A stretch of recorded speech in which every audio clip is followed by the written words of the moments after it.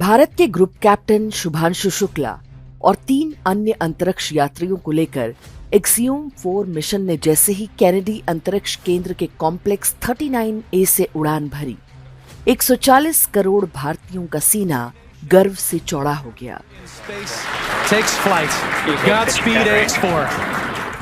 International space station यानी ISS में वे गुरुत्वाकर्षण से जुड़े कुल 7 एक्सपेरिमेंट्स का हिस्सा होंगे। इससे पहले वर्ष 1984 में राकेश शर्मा अंतरिक्ष में जाने वाले पहले भारतीय बने थे। शुभांशु शुक्ला ने रास्ते के अनुभव के बारे में हिंदी में एक संदेश भी भेजा। 40 साल बाद हम वापस अंतरिक्ष में पहुंच गए हैं और कमाल की राइड थी। इस समय हम 7.5 किलोमीटर प्रति सेकंड की रफ्तार से पृथ्वी के चारों तरफ घूम रहे हैं और मेरे कंधे पे मेरे साथ मेरा तिरंगा है जो मुझे बता रहा है कि नहीं हूँ, मैं आप सबके साथ हूँ। ये मेरी इंटरनेशनल स्पेस स्टेशन की जर्नी की शुरुआत नहीं है, ये भारत के ह्यूमन स्पेस प्रोग्राम की शुरुआत है और मैं चाहता हूँ कि आप सभी देशवासी इस यात्रा का हिस्सा बने। आपका भी सीना गर्व से चौड़ा होना चाहिए, आप भी उतना ही एक्साइटमेंट दिखाइए। आइए हम सब मिलकर भारत की ह्यूमन स्पेस प्रोग्राम की जर्नी की शुरुआत करें। धन्यवाद। जय हिंद, जय भारत। शुभांशु शुक्ला हो या राकेश शर्मा, ये निश्चित रूप से उनकी निजी और एक राष्ट्र के रूप में हम सब की सामूहिक उपलब्धि है। ये कहने की आवश्यकता नहीं कि उनका चयन पूरी तरह से योग्यता के आधार पर हुआ होगा। इसमें किसी तिकड़म, जुगाड़, सिफारिश, भाई भतीजावाद या किसी प्रकार के आरक्षण की कोई भूमिका नहीं रही होगी। ऐसा भी नहीं है कि शुभांशु शुक्ला के बाप दादा अमेरिका आते जाते रहते थे, इसलिए उनको कोई क्लास प्रिविलेज मिल गई। कोई कहे कि भारत के पहले दोनों ही अंतरिक्ष यात्री ब्राह्मण हैं, तो इसमें कुछ गलत नहीं। ये एक संयोग मात्र है। आने वाले समय में ऐसी उपलब्धि कोई भी अन्य भारतीय पा सकता है, चाहे वो किसी भी जाति या क्षेत्र का हो या कोई भी भाषा बोलता हो। शुभांशु शुक्ला की उपलब्धि का एक अन्य पहलू भी है। उनकी उड़ान जिस दिन आरंभ हुई उससे ठीक एक दिन पहले ही उनके घर लखनऊ से कुछ 100 किलोमीटर दूर इटावा में हुई एक दुखद घटना के आधार पर पूरे ब्राह्मण समुदाय के नरसंहार का आह्वान किया जा रहा था। ये सब एक ऐसे राजनीतिक दल और उसके समर्थकों द्वारा हो रहा था जिसका नेता संसद में खड़े होकर कह चुका है कि वो हिंदू समाज को बांट कर दिखाएगा। वही नेता जिसका पिता अयोध्या में निहत्थे राम भक्तों पर गोली चलवाने को अपनी सबसे बड़ी राजनीतिक उपलब्धि मानता था।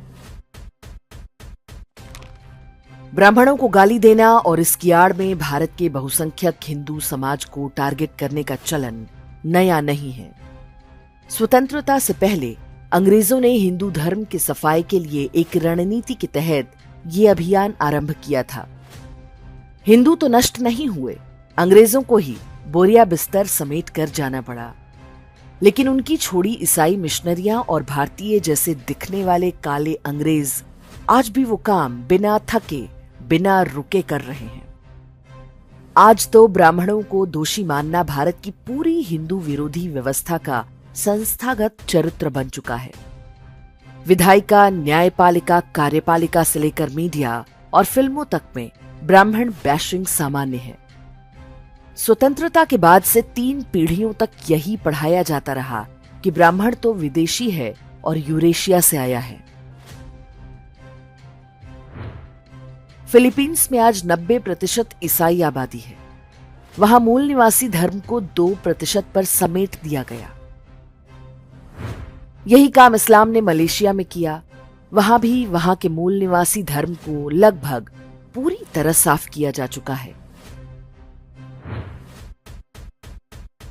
भारत में ब्राह्मण इसलिए गाली खा रहा है कि अभी तक भारत न फिलीपींस बन पाया न मलेशिया। भारत के अन्य समुदायों और जातियों को ब्राह्मणों को अपना शत्रु मानना और हम हिंदू नहीं हैं का नारा लगाना सिखाया जा रहा है, ताकि फिलीपींस और मलेशिया की तरह सबको कन्वर्ट करने का धंधा आराम से चलता रहे।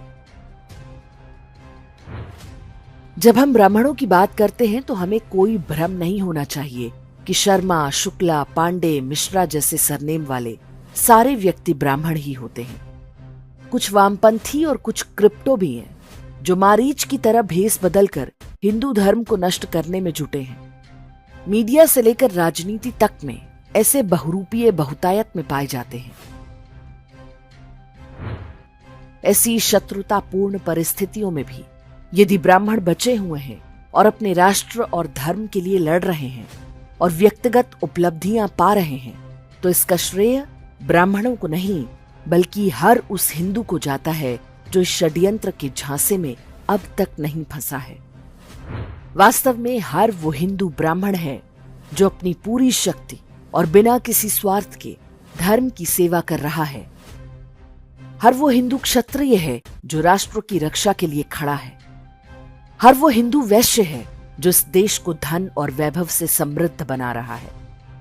हर वो हिंदू शूद्र है जो शानदार पुल, सड़कें और भवन बना रहा है, जिसके कौशल से सेवा के क्षेत्र में भारत की पहचान है। शुभांशु शुक्ला की जाति और भाषा महत्वपूर्ण नहीं है। महत्वपूर्ण केवल यह है कि हर जाति और समुदाय की नई पीढ़ी उनसे प्रेरणा पाए और एक दिन उनसे भी ऊंचा स्थान पाकर दिखाए। एक ब्राह्मण के रूप में ये उनकी सबसे बड़ी उपलब्धि होगी, अंतरिक्ष यात्रा से भी बड़ी उपलब्धि।